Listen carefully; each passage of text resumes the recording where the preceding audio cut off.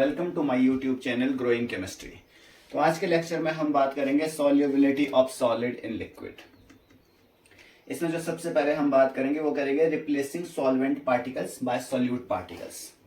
First जो point है हमारा रिप्लेसिंग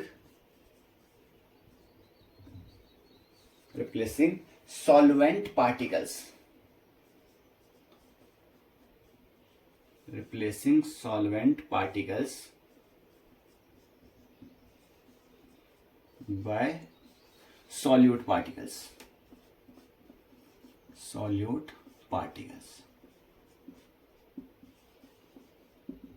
हम देखेंगे सॉल्वेंट के पार्टिकल्स को सॉल्यूट के पार्टिकल्स रिप्लेस करेंगे। फॉर एग्जांपल आपके पास है कॉपर मेटल। कॉपर हमारे पास सॉलिड फॉर्म में होता है, तो ये हमारे पास कॉपर मेटल है। हम इसमें ऐड करेंगे आयरन को।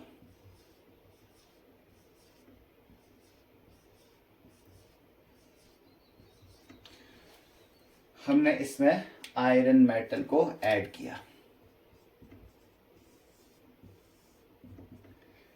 जब हमने इसमें आयरन मेटल को ऐड किया, अब सॉलिड का सॉल्यूशन बना रहे हम, तो हमारे पास जो सॉल्यूशन बनेगा तो वो हमारे पास कुछ ऐसा बनेगा।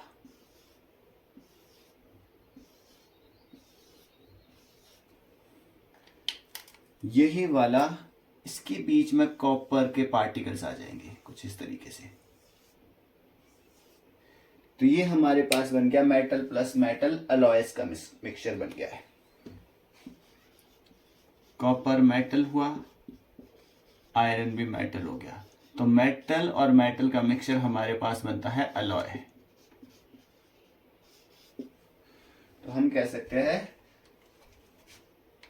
जो अलॉयस होते हैं बेटा, अलॉयस में जो पार्टिकल साइज होता है वो ऑलवेज सेम ही होता है।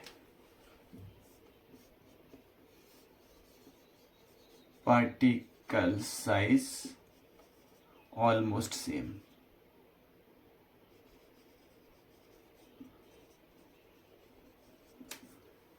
तो ये हमारे पास हुआ replacing solvent particles by solute particles.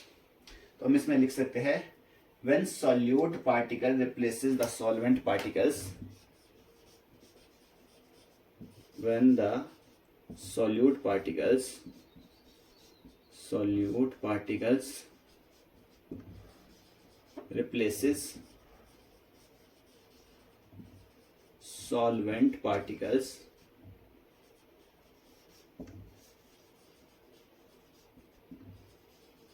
replaces solvent particles in order to form a solution,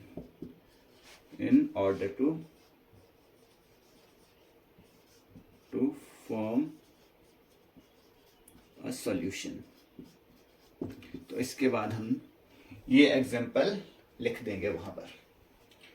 next है हमारे पास इंटरस्टिशियल सॉल्यूशन। अब इंटरस्टिशियल सॉल्यूशंस में क्या होता है बेटा,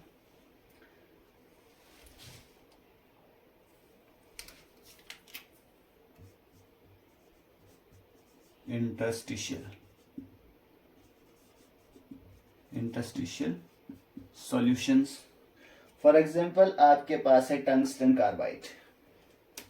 तो ये कुछ हमारे पास है, ये है टंगस्टन, इस तरीके से ये है टंगस्टन। ये जो रेड वाले गोले हैं ये है हमारे पास टंगस्टन, और इसके बीच में जो सॉल्यूट है हमारे पास, ये एक सॉलिड का सॉल्यूशन है। ये जो डॉट डॉट से हो गए छोटे छोटे से, मतलब इंटरस्टिशियल साइड्स के बीच में, इसको हम बोलेंगे कार्बन। ये है हमारे पास टंगस्टन कार्बाइड। तो एक दूसरी तरह का सॉल्यूशन हमारे पास ये होता है।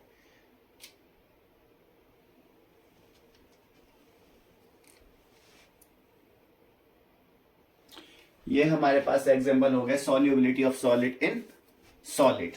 यहां पे गलती से लिक्विड लिख दिया है, तो सॉलिड का सॉलिड में, solid in solid.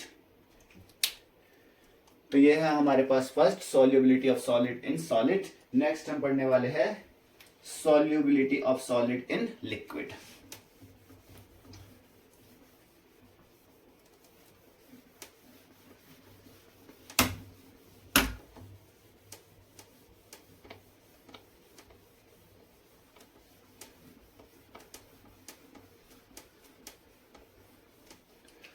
Solubility of solid in liquid.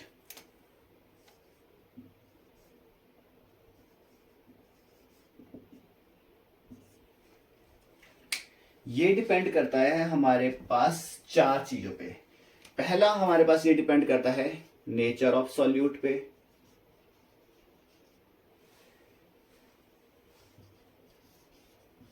मतलब सॉल्यूट का नेचर कैसा है। दूसरा ये डिपेंड करता है हमारे पास नेचर ऑफ सॉल्वेंट पे, nature of solvent.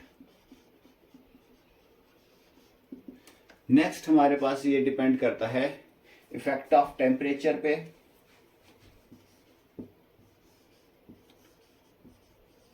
Effect of temperature, और ये डिपेंड करता है इफेक्ट ऑफ प्रेशर पे, इफेक्ट ऑफ प्रेशर। सबसे पहले हम देखेंगे nature of solute and nature of solvent. इन दोनों को हम सबसे पहले देखेंगे। So nature of solute and nature of solvent, इस पे जो प्रिंसिपल वर्क करता है वो करता है like dissolve like principle, like dissolve like principle, इस पे ये वर्क करता है। सो इसमें हम बोलेंगे if the solute is polar,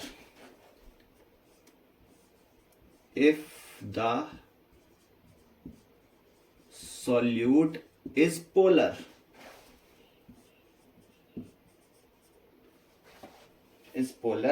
then it always dissolve in, then it always dissolved in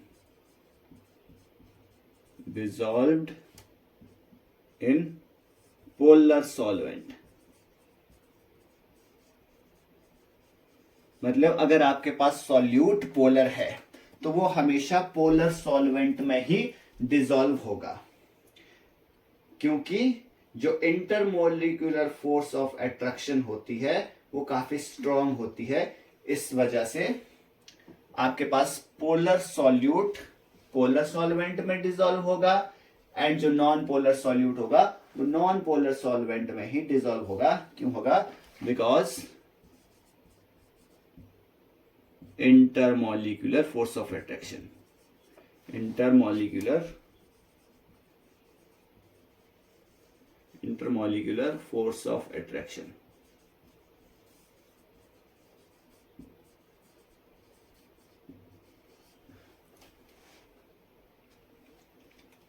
अब हमारे पास है सोडियम क्लोराइड, मान के चलिए NaCl। जब ये टूटता है सोडियम क्लोराइड तो ये Na पॉजिटिव Cl नेगेटिव की फॉर्म में टूटता है। अब हमें पता है जब हम इसको वाटर में डिसॉल्व करेंगे तो हमारे पास जो वाटर होता है वो होता है H2O। सो ऑक्सीजन के ऊपर पार्शियल नेगेटिव चार्ज, हाइड्रोजन के ऊपर पार्शियल पॉजिटिव चार्ज होता है, क्योंकि due to electronegative difference water polar nature का होता है। वहीं पर इन दोनों में भी पोलैरिटी का डिफरेंस होता है, क्योंकि इलेक्ट्रोनेगेटिविटी का डिफरेंस है। तो अगर हम इस स्ट्रक्चर को देखें, कुछ ऐसा हमारे पास ये स्ट्रक्चर होगा, तो इसके बीच में इंटरमोलिक्यूलर फोर्स ऑफ अट्रैक्शन होती है।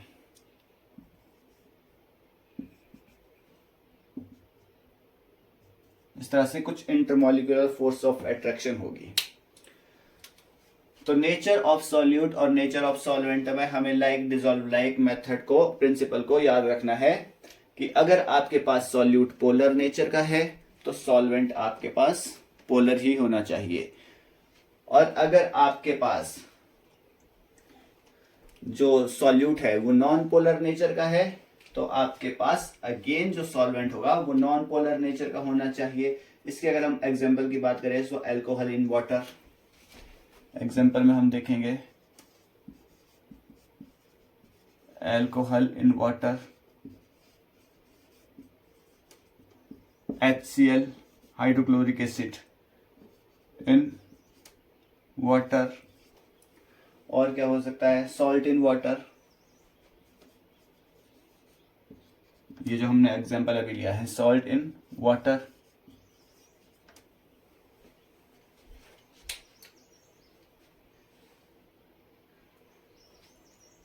यानी कि ये हमारे पास हाइड्रेट फॉर्म में होता है। हाइड्रेट फॉर्म में यहां पे कैटाइन और anion are free to move in solvent.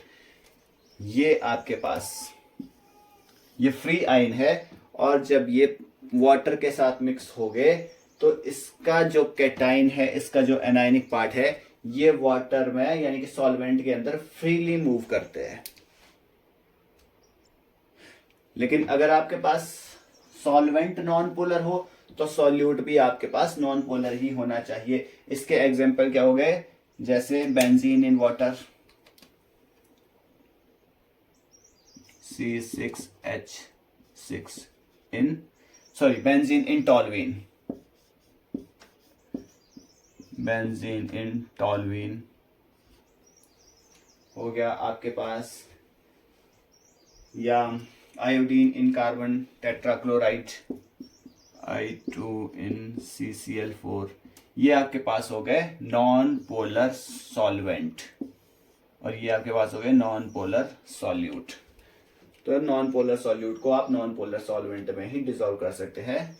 Next हमारे पास है इफेक्ट ऑफ टेम्परेचर। आप यहां तक नोट कर लीजिए, please take a screenshot. So effect of pressure, पहले हम बात करेंगे इफेक्ट ऑफ टेम्परेचर की। इफेक्ट ऑफ टेम्परेचर में हमारे पास जो पहला केस है, इफ अगर आपके पास कोई सैचुरेटेड सॉल्यूशन है, सैचुरेटेड सॉल्यूशन बेटा वो सॉल्यूशन है जिसमें आप एक्स्ट्रा सॉल्यूट को अब ऐड नहीं कर सकते, ठीक है। आपके पास कोई नियरली सैचुरेटेड सॉल्यूशन है, जब आप उसकी डिसोल्यूशन करते हैं, अगर उसकी जो डिसोल्यूशन है वो एक्सोथर्मिक है, एक्सोथर्मिक यानी कि जो delta H is less than 0 है, तो हमारे पास ऐसे केस में जो सॉल्युबिलिटी होगी वो डिक्रीज होगी, सॉल्युबिलिटी डिक्रीज होगी हमारे पास with increase in temperature, solubility decrease with increase in temperature. मान के चलिए आपके पास जो सॉल्यूट है वो 10 किलो जूल की एनर्जी उसकी है, सॉल्वेंट की जो एनर्जी है आपके पास वो 20 किलो जूल है।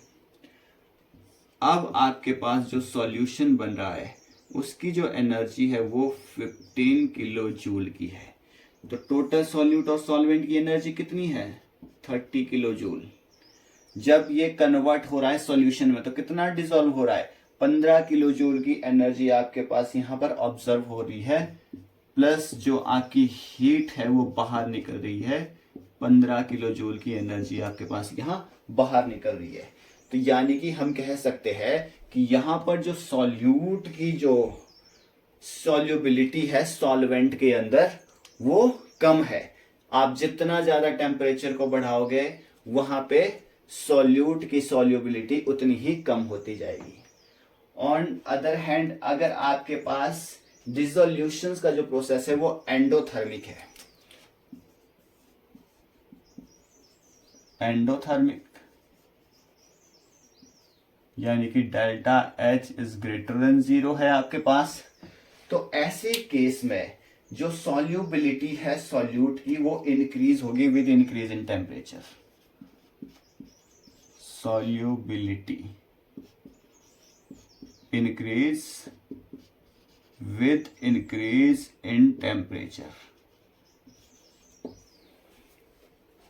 इसमें हम देखेंगे अगेन जो आपके पास है सॉल्यूट मान के चलिए वो 10 किलो जूल की एनर्जी है, सॉल्वेंट के पास 20 किलो जूल की एनर्जी है, प्लस ये हीट को ऑब्जर्व करेगा। ये 10 किलो जूल की इसने एनर्जी को ऑब्जर्व किया, फिर जाके सॉल्यूशन जो बना वो 40 किलो जूल की एनर्जी इसने रिलीज की, यानी कि ऑब्जर्व की। तो यहां पे हम कह सकते हैं कि जैसे जैसे आप टेम्परेचर इंक्रीज करेंगे सॉल्यूशन की सॉल्युबिलिटी बढ़ती जाएगी, सॉल्यूट की सॉल्युबिलिटी यहां पर बढ़ती जाएगी। तो मतलब हम यहाँ पे जब रिएक्शन एंडोथर्मिक होती है तो टेम्परेचर जितना हम बढ़ाएंगे उतना ज्यादा सॉल्यूट हमारे सॉल्यूशन में डिसॉल्व होता जाएगा। तो ये हुआ हमारे पास इफेक्ट ऑफ टेम्परेचर। लास्ट जो टॉपिक है हमारे पास वो है इफेक्ट ऑफ प्रेशर। उससे पहले प्लीज टेक अ स्क्रीनशॉट। अब बात करते हैं हम इफेक्ट ऑफ प्रेशर की, कि सॉलिड इन लिक्विड में, solubility of solid in liquid में प्रेशर का क्या इफेक्ट पड़ता है आपके पास। अगर हम बात करें सॉलिड्स की, तो जो सॉलिड के पार्टिकल्स होते हैं वो बहुत क्लोज होते हैं, लिक्विड के पार्टिकल्स भी बहुत क्लोज होती है। ये हमारे पास है सॉलिड के पार्टिकल्स, कुछ ऐसे होते हैं, और ये हमारे पास होते हैं लिक्विड के पार्टिकल्स, ये भी काफी क्लोज होते हैं। तो हर एटम के पास इलेक्ट्रॉन्स होते हैं, और अगर हम इसको कंप्रेस करेंगे, इसके ऊपर प्रेशर लगाएंगे, तो यानी कि जो ये इलेक्ट्रॉन इलेक्ट्रॉन के बीच में रिपल्शन होगी, तो रिपल्शन कॉज होगी, रिपल्शन की वजह से ये पार्टिकल्स दूर जाने की कोशिश करेंगे। तो इससे हम कह सकते हैं कि प्रेशर का कोई भी इफेक्ट नहीं पड़ता है solubility of solid in liquid पे। तो हम कहेंगे there is no effect of pressure, no effect of pressure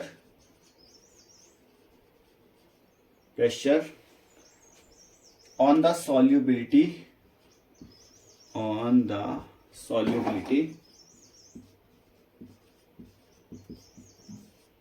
of solid in liquid। ऐसा क्यों हो रहा है? Because pressure do not effect, because pressure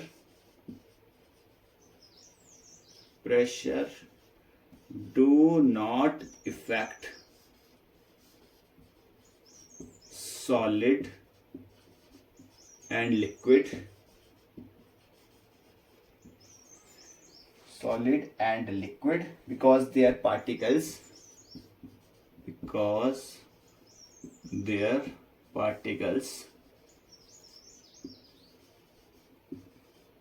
are already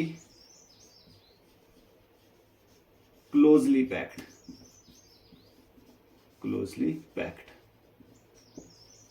क्योंकि सॉलिड और लिक्विड के जो पार्टिकल्स है वो क्लोजली पैक्ड होते हैं, जिसकी वजह से इलेक्ट्रॉन्स के बीच में रिपल्शन होती है।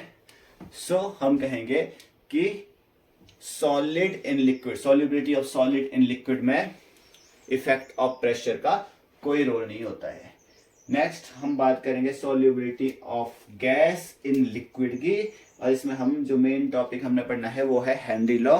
आज के लेक्चर में बस इतना ही। वीडियो अच्छा लगे तो वीडियो को कीजिए लाइक एंड शेयर, चैनल को कीजिए सब्सक्राइब। मिलते हैं अगले वीडियो में।